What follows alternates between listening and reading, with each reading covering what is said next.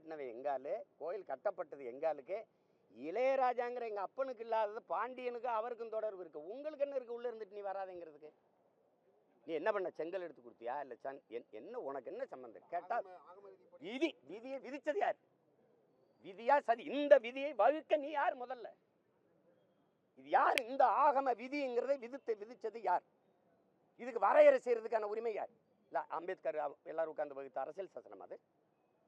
சொல்லுங்க. இதை மீறக்கூடாது சட்டத்தின்னு சொல்றதுக்கு சொல்லுங்க. நீங்க கேட்டா நீங்க ஐசியூல உயர் சிகிச்சை பிரிவுகள் எப்படி வரக்கூடாது, அங்கே மருத்துவர் தான் இருக்கணும். அது சுகாதாரம் சம்மந்தப்பட்டது, நோய் தொற்று சம்மந்தப்பட்டது. கருவறைக்குள்ள நான் வர்றதுக்கு என்ன உனக்கு பிரச்சனை? எத்தனை ஆண்டுகளுக்குங்க? இந்த நூற்றாண்டுலேயும் இந்த கொடுமையை நீங்கள் தொடருவீங்கன்னா எப்படி சகித்துக்கிற சொல்கிறீங்க நீங்கள்?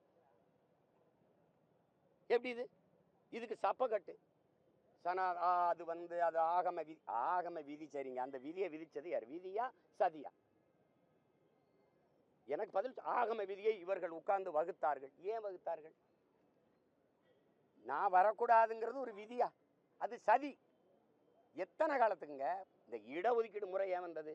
சீமான் இந்த தெருவில் போகக்கூடாது, அவன் ஏழைங்கிறதுக்காக போகக்கூடாது, இந்த குளத்தில் குளிக்கக்கூடாது ஏழைங்கிறதுக்காக குளிக்கக்கூடாது, இந்த கோயிலுக்குள்ளே வரக்கூடாது ஏழைங்கிறதுக்காக வரக்கூடாதுங்கிறது இல்லை. நான் தாழ்ந்த சாதி, இழி சாதி, இழி மகன், தீண்டத்தகாதவங்கிறனால தான் என்னை இந்த தெருவில் நடக்கக்கூடாது என்ன, இந்த குளத்தில் குளிக்காத என்ன, இந்த கோயிலுக்குள்ளே வராத என்ன.